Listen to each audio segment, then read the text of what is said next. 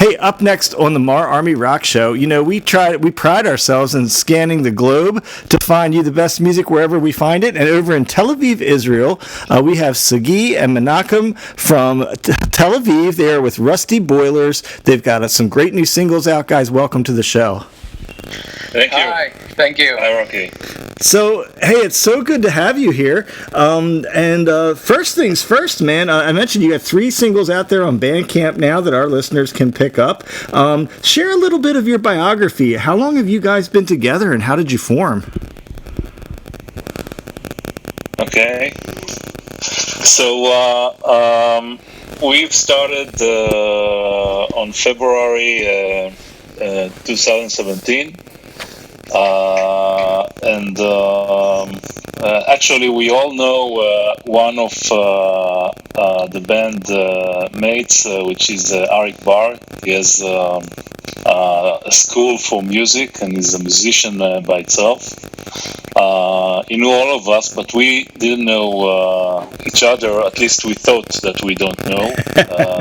And he asked us if we want to join to a band, and we say, of course. And once we got into the rehearsal room, we noticed that some of us know each other, like Sagi and Eilam, our drummer, studied together at high school. And, oh, wow. Myself, and Oad, the sax guy, our boys played together in the same band. This is how it started, actually, and we started to play different covers at the beginning, just for the bonding of the band. Yeah. And later on, about a year afterwards, the sparkle arrived, and we started to create our own music. Well, you guys are doing some great music now. I hope this is a compliment. It's almost like I would call it a throwback style. Not exactly, but like I feel like it's 80s music mixed with modern music. And tell me about your style, how you describe it. Actually, I think you're hitting the spot there. I would say that in terms of calendarily, you're correct. It's a lot of influences from the 80s, but it's different. But it's many different kind of influences. A lot of post-punk, dark 80s, style Cure and Joy Division and so forth. Yeah, but also a lot of classic rock. At the end of the day, we are here for quite some time. We're not teenagers anymore, and we absorbed a lot of influences and music along the way. And basically, it's all coming out now through our singles. Each single has, its different twist. But if there is one thing that's in common, is that it's going back to the sources, I would say. Yeah. So, I always I feel like every band needs to have a song with their band name in the title as well. And that was kind of your first one you released. So tell me a little bit of the story behind Rusty Boilers, the tune. Yes. So, Rusty Boilers was written after...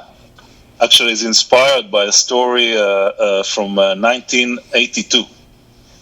At that time, Israel and Egypt were in the middle of establishing a peace process. Yeah. And Israeli that lived in North Sinai, the part that was returned to Egypt, had to leave their homes. And they've built all this area from the ground. It was a desert, a pure desert before they came. And when they came there, everything was flourishing and green. And when they had to leave, it became desert again. And wow. The story of the song is written from the angle of 10 years child who lived there and observed it his parents, leaving the place and all the consequences and what happened to them, how it affected their life. And also the picture that was he left with was the dismantled walls of the houses laying on the sand. Wow. And also the rusty boilers of all the houses that were left there also on the ground. So this is the story of the song, and we liked it, because it was very powerful. It's a personal story, and the music was also very powerful for the song, and we liked it so much, so we've decided to call the band after this story, after this song. I'm so glad you shared that story with me, because I would not have gotten that out of it without your history, so that's awesome. Hey, something we don't see as much as in these days anymore is bands with saxophone in it. And I used to play the saxophone. I love that you got a sax in your band. My question is, was that an afterthought? Like, did your sax player come with those songs written, or did you write them for the parts, or did you find him later? So it's part of the process of how we build our songs. We don't come ready with all the parts. We usually come with a first tune, or that's ringing in our heads, and working it out with the lyrics, and then as we work on the songs, then each of us builds the parts, so the guitars and so forth, and of course the sax is very unique. And as the song develops, when we are working on it, Ohad is super talented, and he just finds how to find and combine the sax in a way that doesn't just decorate, but really makes sometimes the song. So another cool song I wanted to ask you about that I was drawn to was the song "Poetic Justice." Tell me a little bit more about that one. So all our songs are always from the personal perspective. Very not from a social point of view, but something which is very personal, of a private person. And even Rusty Boilers, that maybe has a bigger story about all the great peace process that came and did so much good to Israel. At the end of the day, it was a personal story. And here also in Poetic Justice is the same. It's at the end of the day another song, you would say, about him and her, but in a place where things maybe didn't work out so well, but you didn't do anything to hurt the other one, but at the end of the day, there is poetic justice, and what should happen will happen. So from that point of view. So I'm really curious. I've not been to Israel. Tell me about the rock music scene there. First of all, is there a vibrant scene? And if so, is it sort of a mainstream or more of an underground scene there in Israel? So there is a great music scene in Israel.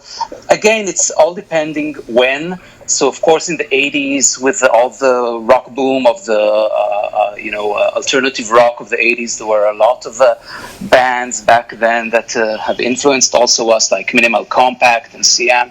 But even today, you will find a lot of music, rock music, and other genres.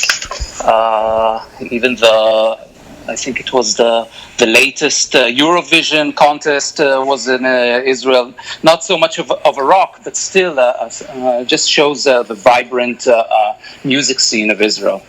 Now, as far as rock bands globally, who are the hot tickets when like a global band comes, to tour there? Every country seems to have somebody that they gravitate to the most. That sometimes surprises me. Is there one global rock band that is the hottest ticket there? So, because Israel, we are first of all, we are far. and Sure. our neighbors have less of a rock scene. Yeah. So it's quite an investment to come and play in Israel. So relatively to other capitals in the world, not a lot come, but whomever comes, everybody comes to see them. So we had here the Rolling Stones. That's a good one. We had,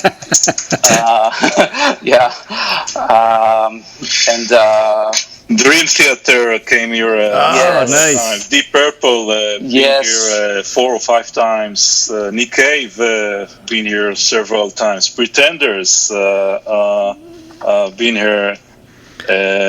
Bon Jovi. Bon Jovi, yes. Sounds like it's a twice. lot of the classic rock is kind of what's gravitating to coming your way. It sounds like. Yes. Just because it's bigger, larger tours Sure. that have the money, and at the end of the day, when you come here, you need a lot of audience that can pay. So usually, the bigger names will bring more audience, and it's, at the end of the day, it's an economic thing. So You need like tens of thousands to come and see them. Sure. So let me flip that around. Like, where have you guys played outside of Israel yet? And if you are going to, where do you think is the best niche market for you guys outside of your own country? So first of all, we haven't played yet. We're really looking forward to it. Everyone has his dreams, and we always, we joke around that we will be in the Madison Square Garden and whatever. But any rock festival, if we can even get just the smallest spot, we'll be very happy. We are enjoying the journey, So every time we're broadcasted on a radio show, it's really exciting for us, to know that people have the chance to hear what we're playing and hopefully like it. Yeah, we've only started actually. We haven't released our first album yet. It will be released hopefully next year. We only released 3 singles out of it. We've performed with all the songs in Israel several times already, but we see that we get good vibes. At least from the radio stations, DJs, presenters, and so on. We get nice airplays around the world, actually. We've been heard in many countries, like in the US, UK, Australia, France, Switzerland, the Netherlands, and many others. Yeah, I can see that on your Facebook profile, man. A lot of folks doing like what I do have picked you up all around the globe. So obviously you all are doing something right. Yes, so we are very grateful to all the presenters that considering our music and deciding to air it eventually. And we hope as we will release more and more singles, the exposure will be bigger, and then things will follow it, like festivals and invitations to have gigs and so on. Well, we're certainly going to follow you guys, and I can't thank you enough. I know it's a huge time difference, so I appreciate you guys being here today. They are Rusty Boilers out of Tel Aviv, Israel. Check out all 3 of their singles that are on Bandcamp right now. We're going to play them all 3 tonight, by the way, mixed in with this interview, so folks will get a nice, good taste of what you all sound like. And it's been a pleasure meeting both of you. We're going to follow your career, and when that album comes out, we'll bring you back on again. Thank you so much, Thank you, Rocky. Rocky.